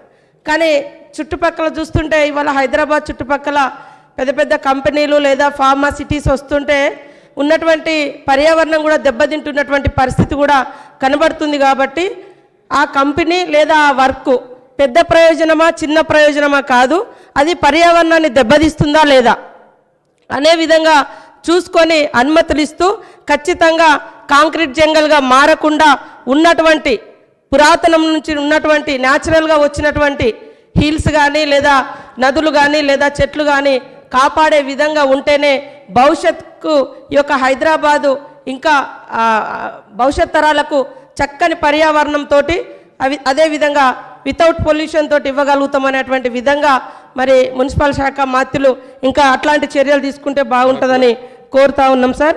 అదేవిధంగా క్లారిఫికేషన్ అడగండి. ఇంకా కమిటీకి సంబంధించి ఏదైతే 4 మెంబర్స్ కమిటీ అన్నారో గతంలో కూడా ఇందాక అంటే మున్సిపల్ శాఖ మంత్రులు గారు కూడా చెప్పడం జరిగింది, నాన్ పొలిటికల్గా ఓన్లీ డెవలప్మెంట్ ఆస్పెక్ట్లోనే వాళ్ళ నియామకం చేస్తే బాగుంటుంది సార్. పొలిటికల్గా ఎట్లాగో ఒక కార్పొరేటర్ లేదా అక్కడ సంబంధించినటువంటి ప్రజాప్రతినిధి ఎన్నికైనరంటే తప్పకుండా ఆయా పార్టీలకు సంబంధించిన వాళ్ళే. ఇంకా మిగతా ప్రజల యొక్క సమస్యలను కూడా ప్రస్తావించే విధంగా దృష్టికి తీసుకొచ్చే విధంగా నాన్ పొలిటికల్గా ఉండేటువంటి వాళ్ళతోటి ఈ కమిటీ వేస్తే అదే వారు చెప్పడం కూడా జరిగింది. ఇప్పటికే మనకు ఆల్రెడీ గ్రామ పంచాయతీలలో అట్లనే తీసుకోవడం జరిగింది గతంలో, ఇక్కడ కూడా అదే రకంగా చేస్తే బాగుంటుందని నేను కోరుతా ఉన్నాను సార్. ధన్యవాదాలు. భట్టి గారు. Sir I'm just making some suggestions. అధ్యక్ష, మంత్రి గారు సమాధానాలు చెప్పేటప్పుడు మేము అడిగిన వాటికి కొన్నిటికి సమాధానాలు వచ్చాయి అధ్యక్ష. ఈ 33% రిజర్వేషన్ సంబంధించి కూడా వారు స్పష్టంగా చెప్పారు. ఈ జిహెచ్ఎంసీలో 33% ఓబీసీ రిజర్వేషన్ కంటిన్యూ చేస్తున్నామని. థ్యాంక్ యూ అండి. ఒకవేళ మీరు అలా కంటిన్యూ చేస్తే సంతోషం, చేయకపోతే మాత్రం కంపల్సరీ మీరు హౌస్లో ఫ్లోర్ ఆఫ్ ది హౌస్లో చెప్పారు, కంటిన్యూ చేయవలసి కోరుతా ఉన్నాను అధ్యక్ష. అట్లాగే ఈ మున్సిపాలిటీస్ సంబంధించి సరే నిన్న ఇవాళ పడినటువంటి వర్షాలు చాలా ఇబ్బంది పెడతా ఉన్నాయి మున్సిపాలిటీస్. హైదరాబాద్ నగరంలో మనం మున్సిపాలిటీ గురించి మాట్లాడుతున్నాం కాబట్టి నేను 2-3 సూచనలు చేయదలుచుకున్నాను. కొద్దిగా వర్షం వస్తే కూడా చాలామంది మనుషులు చనిపోయేటువంటి ప్రమాదం చూస్తూ ఉన్నాం. ఒక చిన్న అమ్మాయి పడి చనిపోయింది, ఇంకో అతను మోటార్ సైకిల్ మీద పోతూ కూడా హైదరాబాద్ నగరంలో చనిపోయారు. దీన్ని దృష్టిలో పెట్టుకొని ఈ డ్రైనేజ్ వ్యవస్థ అంటే ఉస్మానియా ఆసుపత్రిలో కూడా బెడ్స్లోకి వార్డ్స్లో కూడా నీళ్ళు వచ్చాయి. దీన్ని దృష్టిలో పెట్టుకొని డ్రైనేజ్ సంబంధించి కూడా ఒక స్పష్టమైనటువంటి సమగ్రమైన విధానం తీసుకొని వచ్చి ఇటువంటి ఇబ్బంది లేకుండా చూడవలసిందిగా కోరుతా ఉన్నాను. ఈరోజు పడినటువంటి వర్షానికి నా కాన్స్టిట్యున్సీలో కూడా మదర్ నియోజకవర్గంలో అధ్యక్ష జనరల్ హాస్పిటల్ మొత్తం నీళ్లతో నిండిపోయింది. బెడ్స్ అన్నీ కూడా పేషెంట్లు ఆ నీళ్లలోనే ఉండిపోయారు. ఈ మున్సిపాలిటీస్ అన్నింటిలో కూడా ఈ డ్రైనేజ్ నాలాస్ ఆక్యుపేషన్లో ఉండటం వలన లేకపోతే ప్రాపర్ అంటే free flow of water flow లేకుండా అడ్డుకట్టలు ఎక్కడ పడితే అక్కడ అడ్డగోలు కట్టడం వలన ఇవన్నిటి వలన ఈ ప్రమాదం ఏర్పడుతూ ఉంది. దీనిపైన సమగ్రంగా అన్ని మున్సిపాలిటీస్కి చర్యలు తీసుకునేటట్టుగా మంత్రిగా మీ ద్వారా మంత్రి గారిని నేను కోరుతా ఉన్నాను. అట్లాగే మరీ ముఖ్యంగా మధిర మున్సిపాలిటీ మీకు చూస్తే చాలా ఘోరంగా ఉంది అధ్యక్ష. దానికి సంబంధించి ఎప్పటి నుంచో అండర్గ్రౌండ్ డ్రైనేజ్ కూడా పెండింగ్ ఉంది అధ్యక్ష. అండర్గ్రౌండ్ డ్రైనేజ్ సంబంధించి నేను ప్రపోజల్ ఇంతకుముందు పంపించాను, మళ్ళీ పంపిస్తాను. మీరు కొంచెం దాన్ని శాంక్షన్ చేస్తే ఇటువంటి ప్రమాదం ప్రజలకు ఉపయోగపడేటువంటి ఆసుపత్రులు నీళ్ళలో మునిగిపోకుండా ఉంటాయి కాబట్టి దాన్ని చేయవలసిందిగా కోరుతా ఉన్నాను. మినిస్టర్ గారు, థ్యాంక్ యూ. మినిస్టర్ గారు.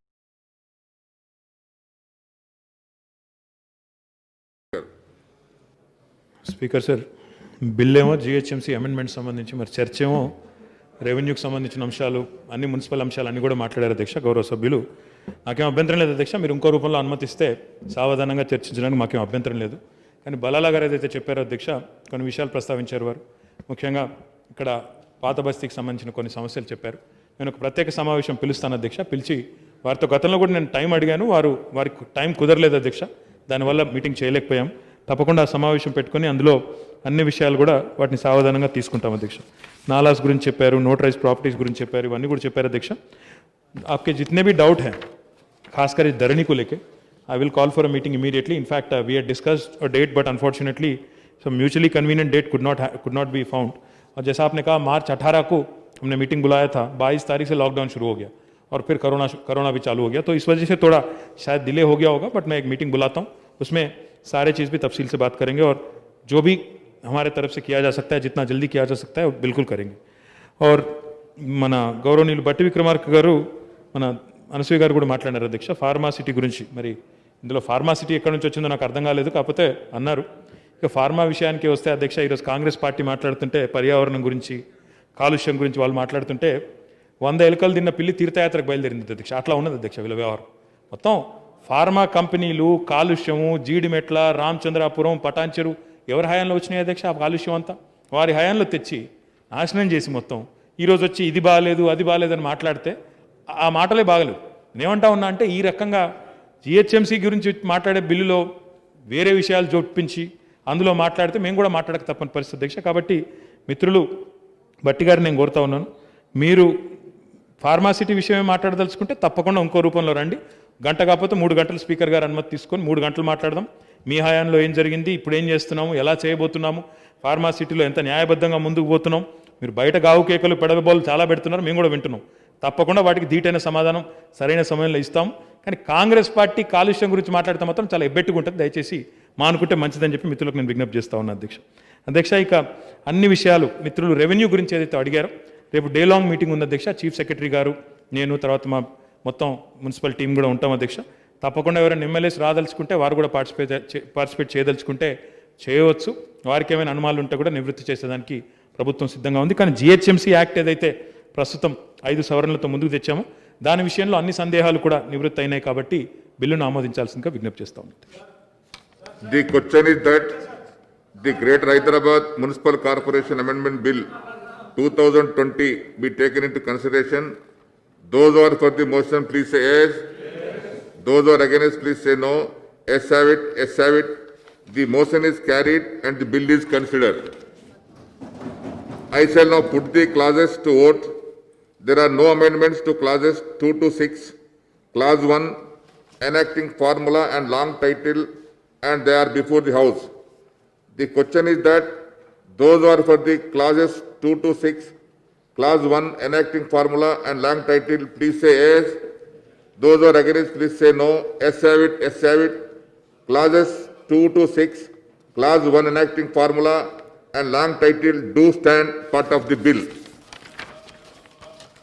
I shall now request the Minister for Municipal Administration and Urban Development to move the motion for passing the bill. Speaker sir, I beg to move that the bill be passed. Motion moved. The question is that bill be passed. Those who are for the motion, please say yes. Those who are against, please say no. Yes have it, yes have it. The motion is carried and the bill is passed.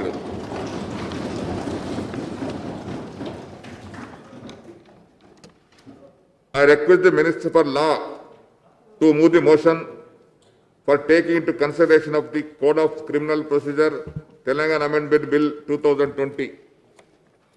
Speaker, sir, I beg to move for taking into consideration of the Code of Criminal Procedure Telangana Amendment Bill 2020. Motion moved. I request the Minister to explain the aims and objects and salient features of the bill.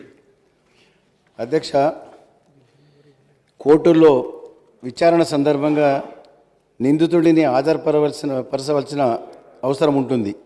చాలా సందర్భాల్లో జామీన్ ఇచ్చిన తర్వాత నిందితుడు కోర్టుకు హాజరు కాకపోవడం వల్ల విచారణ ముందుకు వెళ్లకుండా కేసులు దీర్ఘకాలం కొనసాగుతున్నాయి. చాలా కేసులు పెండింగ్లో ఉంటున్నాయి.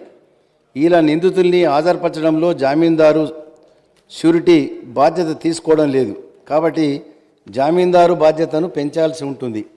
మార్చి 19/20/2016లో 2 రోజులు జరిగిన రాష్ట్ర స్థాయి న్యాయాధికారుల మహాసభ సమావేశంలో సివిల్ క్రిమినల్ కేసులలో ట్రయల్ ప్రాసెస్ మేనేజ్మెంట్ ప్రభావం అనే అంశం చర్చించినప్పుడు తీవ్రమైన అపరాధ విషయాలలో నిర్ధారించబడిన తేదీన జామీందారు షూరిటీ నిందితుడిని హాజరుపరచడంలో వైఫల్యం చెందిన ఎడల జామీందారుకు జరిమానా ఫైన్ విధించేందుకు క్రిమినల్ ప్రక్రియ స్మృతి క్రిమినల్ ప్రొసీజర్ కోడ్ 1973ను తగు రీతిగా సవరించాలని సూచించడం జరిగింది. ఈ విషయంలో సివిల్ ప్రక్రియ స్మృతి సివిల్ ప్రొసీజర్ కోడ్ 1908 సెక్షన్ 123 కింద ఏర్పాటు చేయబడిన న్యాయాధీశుల రూల్స్ కమిటీ క్రిమినల్ ప్రక్రియ స్మృతి కోడ్ ఆఫ్ క్రిమినల్ ప్రొసీజర్ 1973లోని సెక్షన్ 441 మరియు ఫోరం 45 తగు రీతిగా సవరించాలని సూచించింది. దీన్ని గౌరవనీయులైన న్యాయాధీశులు పూర్తి న్యాయస్థానం ఆమోదించడం జరిగింది. గౌరవనీయ ఉన్నత న్యాయస్థానం సిఫారసును అనుసరించి తీవ్రమైన అపరాధముల విషయంలో నిర్ధారించబడిన తేదీన జామీందారు నిందితుడిని హాజరుపరచడంలో వైఫల్యం చెందితే అతనికి జరిమానాను విధించుటకు క్రిమినల్ ప్రక్రియ స్మృతి criminal procedure code 1973 section 441 section మరియు ఫారం నంబర్ 45ను తగు రీతిలో సవరించాలని నిర్ణయించడమైనది. ఈ సవరణ వల్ల న్యాయ ప్రక్రియ మరింత వేగవంతం అవడమే కాక కేసులు త్వరితగతిన పరిష్కారం కావడానికి వీలవుతుంది. కాబట్టి ఈ బిల్లును ఆమోదించవలసిగా సభను కోరుతా ఉన్నాం.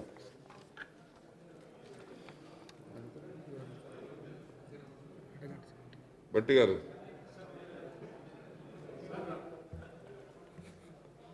సరే, ఈ బిల్లు సరే రాష్ట్ర ప్రభుత్వం ప్రవేశపెట్టినటువంటి ఈ బిల్లు న్యాయాధీశులు అందరు కలిసి సిఫార్సు చేసిన దాని మీద చేస్తూ ఉన్నారు, సంతోషం.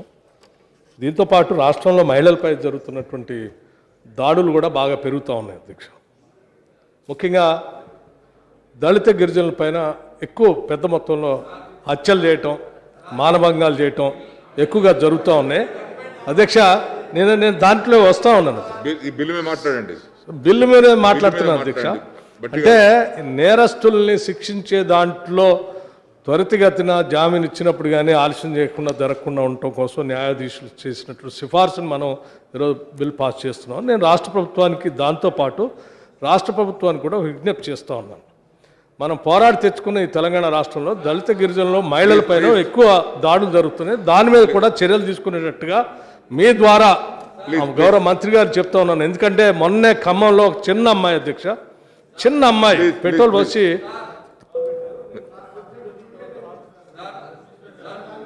గౌరవ సభ్యులు బట్టి గారు ఏదైతే లేవనెత్తిన అంశాల మీద చాలా కన్సర్న్ ఉంది అధ్యక్ష. గవర్నమెంట్కి తప్పకుండా దాని మీద అన్ని విషయాలు చూసుకుంటారు.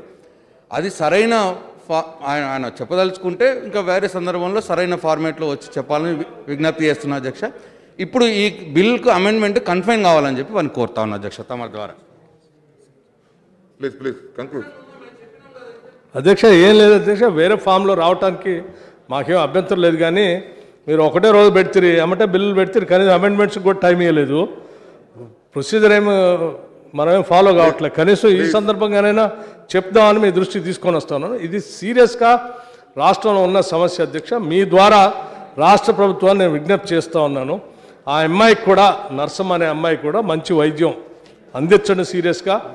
ఈ దాడుల్లో చనిపోయినటువంటి దళిత గిరిజనుల మీద వాళ్ళకి కొంత సహాయ సహకార ఆర్థికపరమైన సహాయ సహకారాలు అందించండి. దాడులు చేసినటువంటి వాళ్ళపైన కఠినంగా శిక్షలు పడేటట్టుగా రాష్ట్ర ప్రభుత్వం చర్యలు తీసుకోవాలని కోరుతా ఉన్నాను. ఎందుకంటే మనం సామాజిక తెలంగాణను తెచ్చుకున్నాం. ఈ తెలంగాణలో ఇన్ని అకృత్యాలు జరుగుతూ ఉంటే మనం పట్టించుకోవద్దు కూడా మంచిది కాదు. దయచేసి ఆ పని చేయవలసిందిగా మీ ద్వారా వారిని కోరుతా ఉన్నాను అధ్యక్ష. Thank you. ప్రొసీజర్స్ అన్నీ ఫాలో అయ్యే జరుగుతూ ఉంది. ప్రొసీజర్ కాకుండా కాదు. కానీ మినిస్టర్ గారు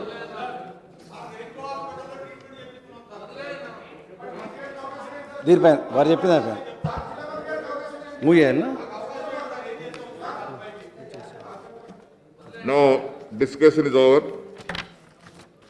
The question is that the Code of Criminal Procedure Telangana Amendment Bill 2020 be taken into consideration. Those who are for the motion, please say yes. Those who are against, please say no. Yes have it, yes have it. The motion is carried and the bill is considered. I shall now put the clauses to vote. There are no amendments to clauses 2 and 3, clause 1 enacting formula and long title, and they are before the House. The question is that those who are for clauses 2 and 3, clause 1 enacting formula and long title, please say yes. Those who are against, please say no. Yes have it, yes have it. Clauses 2 and 3, clause 1 enacting formula and long title do stand part of the bill.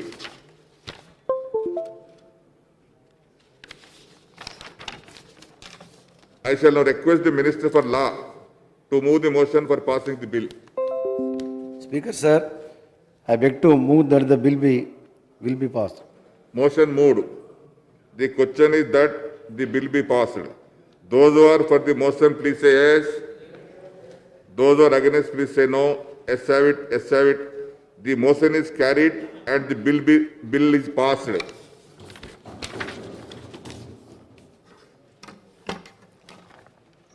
I request the Minister for Legislative Affairs to move the motion for taking into consideration of the Indian Stamp Telangana Amendment Bill 2020.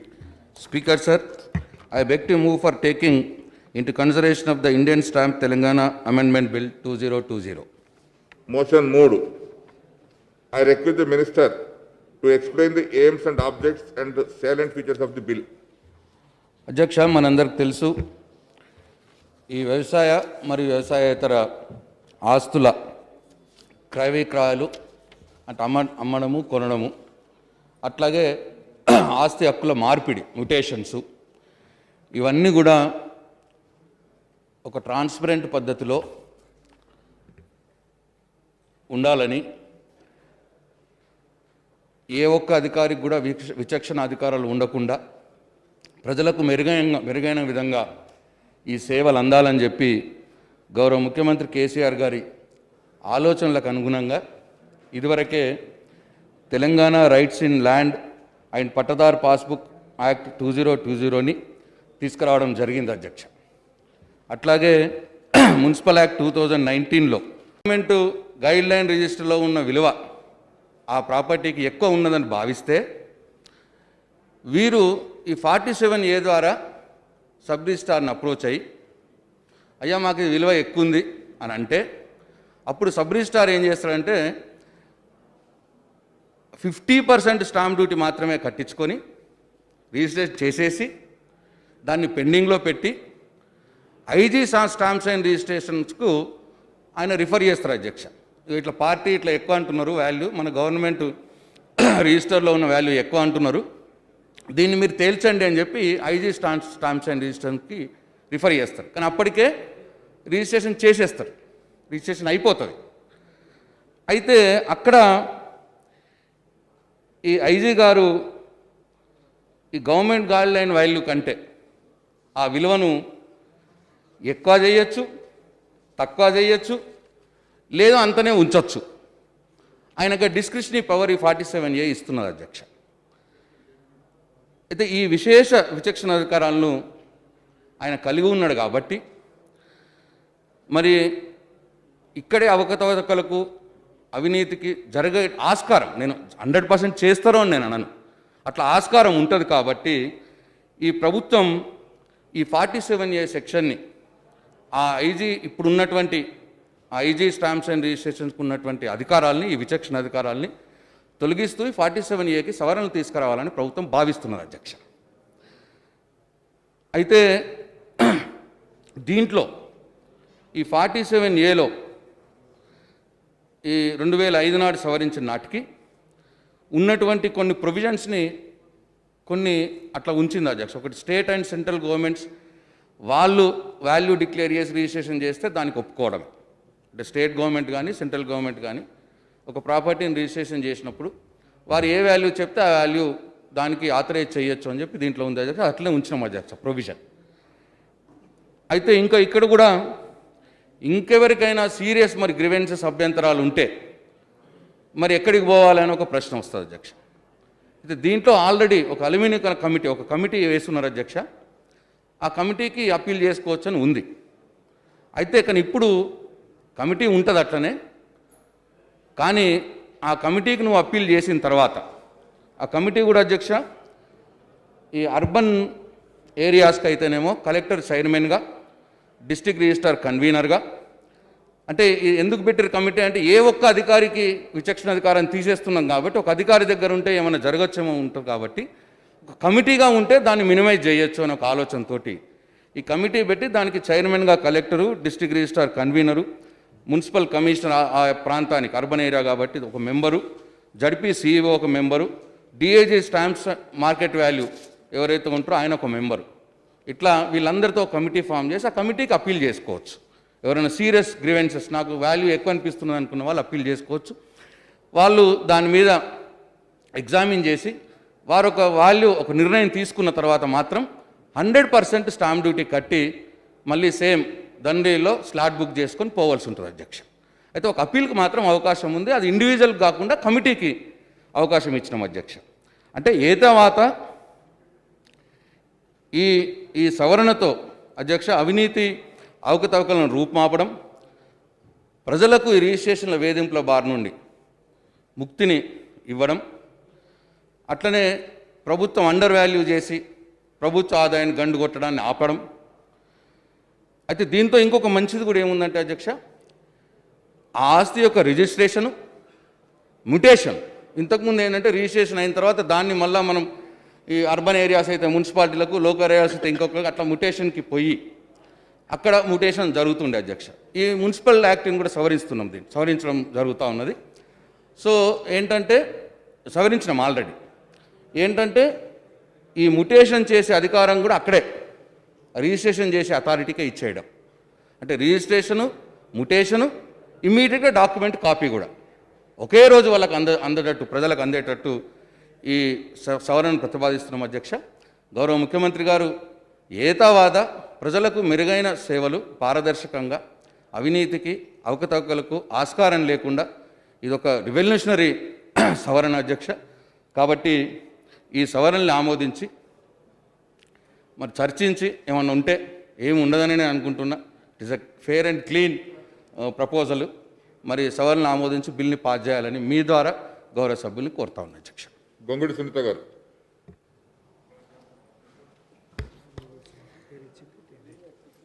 ధన్యవాదాలు అధ్యక్ష.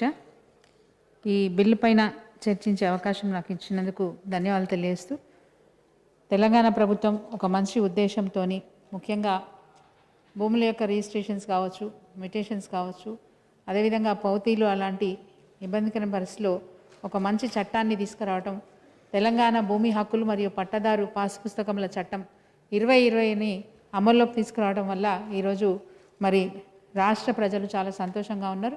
ముఖ్యంగా భూ వివాదాల్లో చిక్కుకున్న వారు, భూములు ఇక్కడ కొనుక్కొని విదేశాలకు వెళ్ళేవాళ్ళు, ఊర్లో భూమి ఉన్న పట్టణ ప్రాంతాలకు ఉద్యోగాల వలనో వ్యాపారాల వలనో వెళ్ళకపోవడం వల్ల మరి ఇలాంటి వాళ్ళకి ఈ చట్టం చేయడం వల్ల ఒక భరోసా, ఒక ధైర్యాన్ని ఇచ్చినట్టయింది. అదేవిధంగా ఇప్పుడు 47A యొక్క చట్టాన్ని, యాక్ట్ని సవరణ చేయాల్సిందిగా ఈరోజు బిల్ పాస్ చేయడం జరిగింది. తద్వారా మంచి ఉపశమనం ప్రజలకి కలుగుతుందని చెప్పి భావిస్తాను అధ్యక్ష.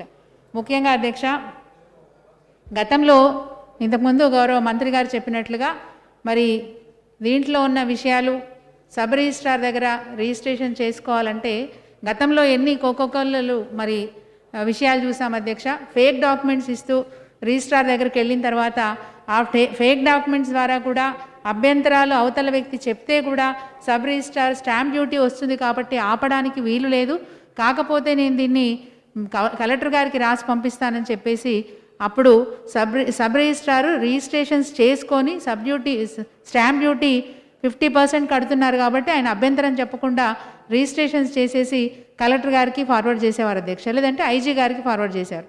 తద్వారా ఏంటంటే 3 నెలల 4 నెలల 6 నెలల కలెక్టర్ గారు కనుక సమయం ఉంటే వెంటనే ఎంక్వైరీ చేసి నిజ నిర్ధారణ చేసి ఆ వాల్యూని మరి పెంచడమా తగ్గించడమా చూసి మొత్తానికి ఆ సెటిల్ కావాలంటే ఆ కేసు సెటిల్ కావాలంటే కొంత సమయం పట్టేది అధ్యక్ష. దానివల్ల అనేక ఇబ్బందులు ఉండేవి. ఇప్పుడు మాత్రం ముందుగానే మరి విలువ నిర్ణయించబడుతుంది కాబట్టి ఆ విలువ ప్రకారం 100% స్టాంప్ డ్యూటీ కట్టి రిజిస్ట్రేషన్ చేసుకోవడానికి ఒక అవకాశం, ఒక భరోసా. నేను ఎక్కడ కూడా మోసపోతలేననే ఒక ఆలోచన మరి కొనుగోలుదారుడికి వచ్చే అవకాశం ఉంటుంది అధ్యక్ష. అదేవిధంగా మ్యూటేషన్ విషయంలో కూడా అధ్యక్ష, రిజిస్ట్రేషన్ అయిపోయిన తర్వాత కూడా నెలల తరబడి మ్యూటేషన్ కోసం తిరగాల్సిన దుస్థితి ఉండేది అధ్యక్ష. ఈరోజు ఈ చట్టంలో మరి సబ్ రిజిస్ట్రార్ తహసీల్దార్ ఇద్దరు కూడా ఒక మండలానికైతే తహసీల్దార్ గారు సబ్ రిజిస్ట్రార్ ఇద్దరు కూడా ఒకటే పోస్టుగా పరిగణించి ఈరోజు ఎక్కడ కూడా అవకతవకలు లేకుండా పారదర్శకంగా అటు అమ్మేవారు కానీ ఇటు కొనేవారు కానీ లేదంటే బదలాయింపులు కానీ సెటిల్మెంట్లు కానీ లేదంటే అగ్రిమెంట్ ఆఫ్ సేల్ డీడ్ కానీ ఏదున్నా కానీ అది డెవలప్మెంట్కి సంబంధించిన అగ్రిమెంట్ కానీ ఏదైనా కానీ ఈరోజు ఒకటే కార్యాలయానికి ముందుగానే స్లాట్ టైం బుక్ చేసుకొని ఆ టైంకి వెళ్ళి ముందుగానే రిజిస్ట్రేషన్ స్టాంప్ డ్యూటీ కట్టి ఆ టైంకి వెళ్ళి రిజిస్ట్రేషన్ చేసుకోవడమే కాకుండా 10-15 నిమిషాల్లో వారి పనిని ముగించుకొని వెళ్ళిపోవడానికి ఒక మంచి సౌకర్యాన్ని ఈ అమెండ్మెంట్ ద్వారా తీసుకురావడం అనేది అభినందించదగ్గ విషయం అధ్యక్ష.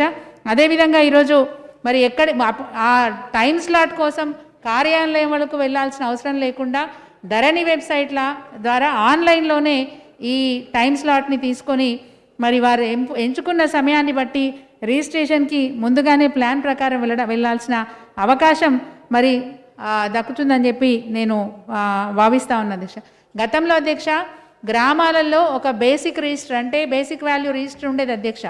అక్కడ గ్రామాలలో ఆ ఇంటి యొక్క విలువ కానీ ఆ ఆస్తి యొక్క విలువ కానీ గతంలో మన పట్వారీ గారు రాసేవారు అధ్యక్ష. పట్వారీ ఆయన ఎంత నిర్ధారిస్తే అంతే ఆ వాల్యూ అంతే ఉండేది అధ్యక్ష.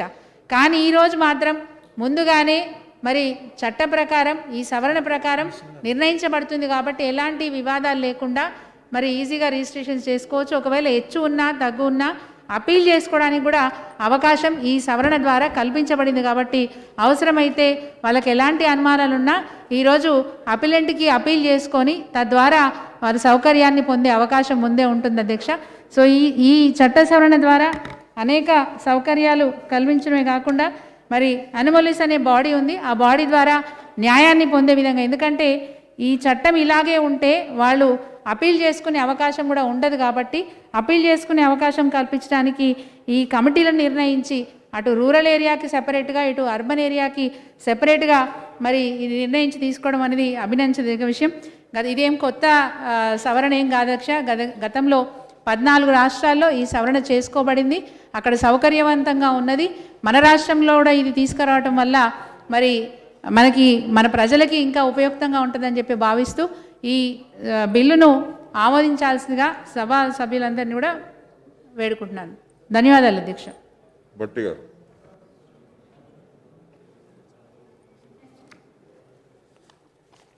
అధ్యక్ష, భారతీయ స్టాంప్ చట్టం 1899 ఇంకను సుంకను సవరించుటకని చేసినటువంటి బిల్లు సరే రిజిస్ట్రేషన్ చేసే సందర్భంలో discretionary powers IG stamps and registration అధికారికి లేకుండా చేస్తూ ఒకటే ప్రైస్ ఫిక్స్ చేసేటువంటి విధానాన్ని ప్రవేశపెట్టడం కోసం తీసుకొచ్చినటువంటి ఈ సవరణని నేను స్వాగతిస్తూ ఉన్నాను. అలాగే కాకపోతే సభ్యులకి మీరు కమిటీ ఈ దరఖాస్తు చేసుకోవటానికి రిజిస్ట్రేషన్ చేసుకునేటప్పుడు దరఖాస్తు చేసుకోవటానికి అవకాశం ఉండేటట్టుగా జిల్లా లెవెల్లో కలెక్టర్లను చైర్మన్గా పెడితే ఒక కమిటీని వేస్తున్నామని చెప్పారు. గతంలో కూడా ఉండేది అధ్యక్ష ఈ కమిటీ, గతంలో ఉండేది. ఎక్కడైనా ప్రభుత్వాలు ఎక్కువ మొత్తంలో రేట్లు ఫిక్స్ చేసినప్పుడు అప్పీల్ చేసుకొని ఆ రేట్ల మీద ఆ కమిటీ నిర్ణయం చేసి అది శాస్త్రీయంగా ఉందా లేదని తేల్చేటవాళ్ళు. సో ఇది రిజిస్ట్రేషన్ చేసేటప్పుడు పెండింగ్ రిజిస్ట్రేషన్ పెట్టి ఐజీ రిజిస్ట్రేషన్ పంపించేవాళ్ళు. ఆ పెండింగ్ రిజిస్ట్రేషన్ ద్వారా వాళ్ళు రిజిస్ట్రేషన్ పూర్తి చేసుకునేవాళ్ళు, కానీ దాన్ని ఎగ్జామిన్ చేసి ఒకవేళ ప్రభుత్వం కూడా పరిగణలో తీసుకుని నిర్ణయాలు చేసేవాళ్ళు, గతంలో చేసేవాళ్ళు కూడా. సో ఇప్పుడు అట్లా కాకుండా ఇది ఏకబిగిన డిస్క్రిషనరీ పవర్స్ తీసేసి ట్రాన్స్పరెంట్గా ఉండేటట్టుగా చేస్తున్నామని చెప్తున్నారు. కాబట్టి డెఫినెట్గా మాకు కూడా ఎటువంటి అభ్యంతరం లేదు. ఇది కాకపోతే రిజిస్ట్రేషన్ని దీనికి బిల్లో సంబంధం లేనప్పటికీ కూడా నేను ఒక సూచన మీ ద్వారా మంత్రి గారికి తెలియజెప్తలుచుకుంటున్నాను. అధ్యక్ష, రాష్ట్రంలో ఎల్ఆర్ఎస్ సమస్య చాలా తీవ్రంగా ఉంది. ఈ ఎల్ఆర్ఎస్ సమస్యను కూడా ఎందుకంటే సార్ బిజినెస్ లేదు సార్ ఇవాళ, ఎక్సెప్ట్ బిల్స్ తప్ప వేరే ఏం లేవు. వారిని నేను సూచన చేస్తున్నాను, దాన్ని ఆ బిల్ గురించి చెప్పేశాను అధ్యక్ష, స్వాగతిస్తున్నాను చెప్పాము. మినిస్టర్ గారు జాఫర్ హుసేన్ సార్, జాఫర్ గారు. ऑनरेबल स्पीकर सर, आज जो इंडियन स्टैंड्स एक्ट 1899 का जो अमेंडमेंट बिल आया है मेरी पार्टी की जानिब से, हम इस बिल की तायद करते हैं साहब, और इस बिल के अंदर जो भी चीज़ बताए हैं सही है. इसमें एक चीज़ मुझे क्लियरिफिकेशन ये पूछना है सर कि इसमें आपने कहा कि फुल स्टैम्प ड्यूटी भर देना, बिल्कुल भरेंगे सर. फ़र्ज़ करिए फॉर एग्जांपल आपकी जो मार्केट वैल्यू है, अगर आपकी 10 लाख रुपीज़ वो प्रॉपर्टी की आ रही है, कोई पार्टी अगर फ़र्ज़ करिए वो 6 to 8 लाख में बेचना चाहती है, हम स्टैम्प ड्यूटी तो सर हम पूरी भरेंगे, क्या हम वो प्रॉपर्टी की वैल्यू उतनी लिख सकते, क्या उसके अंदर वो एक्सेप्ट होता, क्या वो एक. और दूसरा अहम सवाल ये है सर कि मैं मिनिस्टर साहब से ये कहना चाहता हूँ और एक छोटी सी क्लियरिफिकेशन चाहता हूँ, आप ये रजिस्ट्रेशन कब खोलने वाले हैं सर, उसको बोलिए. चूँकि लॉकडाउन के अंदर लोग परेशान थे सर, आज रजिस्ट्रेशन बंद होने की तरफ से काफ़ी लोग, कुछ लोग शादी के लिए कुछ और के लिए अपनी प्रॉपर्टी बेचे थे सर, वो प्रॉपर्टी की अगर रजिस्ट्री होंगी तो उनको पैसे आएंगे. तो मेरी आपके जरिए से मिनिस्टर साहब से दरख्वास्त है कि उसकी भी डेट अगर आप अनाउंस कर देंगे तो ज्यादा बेहतर रहेगा सर. बहुत बहुत शुक्रिया, और हम इस बिल की तायद करते हैं सर. మినిస్టర్ గారు. ఈ సవరణ బిల్లుపై గౌరవ సభ్యులు సునీత గారు, బట్టి విక్రమార్క గారు, జాఫర్ గారు మాట్లాడుతూ ఆమోదం తెలుపుతూనే కొన్ని చిన్న చిన్న ఇష్యూస్ మాట్లాడారు అధ్యక్ష, వారికి ధన్యవాదాలు. అయితే బట్టి గారు మాట్లాడుతూ ఆమోదం తెలుపుతూనే ఎల్ఆర్ఎస్ విషయం తీయబోయారు. బట్ దీని కన్సర్న్ కాదు, బట్ ఎల్ఆర్ఎస్ విషయంలో రాష్ట్ర ప్రభుత్వం, గౌరవ ముఖ్యమంత్రి గారు పేదలకు ఎంత వీలైతే అంత తక్కువ భారంతో వాళ్ళ ప్రాపర్టీస్ని, వాళ్ళ ప్లాట్లను రెగ్యులరైజ్ చేయడానికే ప్రయత్నం జరుగుతుందని చెప్పి తమ ద్వారా వారికి మనం చేస్తున్నాం అధ్యక్ష. అట్లాగే జాఫర్ గారు మాట్లాడుతూ మేము 10 లక్షల గవర్నమెంట్ వాల్యూ ఉంటే మేము 8 లక్షలకే కొనుక్కుంటాం, మరి మేము గవర్నమెంట్ వాల్యూ ప్రకారం స్టాంప్ డ్యూటీ కడతాం, మరి మాకు 8 లక్షలు ఒప్పుకుంటారు అంటే ఒప్పుకుంటారు అధ్యక్ష, దాని ఏమి ఇబ్బంది లేదు, ఓ మానలేదు. అట్లాగే ఈ రిజిస్ట్రేషన్స్ ఎప్పుడు మొదలవుతాయి అంటున్నారు సార్. 25th నాడు ధరణి పోర్టల్ లాంచింగ్ అధ్యక్ష, తొందరలోనే, బహుశా అతి తొందరలోనే జల్ద్ సే జల్ద్ రిజిస్ట్రేషన్ भी शुरू हो जाएगा. థ్యాంక్ యూ అధ్యక్ష. అందుకే అన్ని వివరణలు ఇచ్చున్నాం కాబట్టి ఈ సవరణ బిల్లుని ఆమోదించాల్సిందిగా తమ ద్వారా గౌరవ సభ్యులను కోరుతున్నాను అధ్యక్ష. Hi, this is Trisha. I'm Radhika Apte. Posani Krishnamurthy. నేను ఆలీ మాట్లాడుతున్నాను. You're watching E3 Media Network. E3 media network. E3 media network. E3 Media Network. E3 means entertainment. entertainment.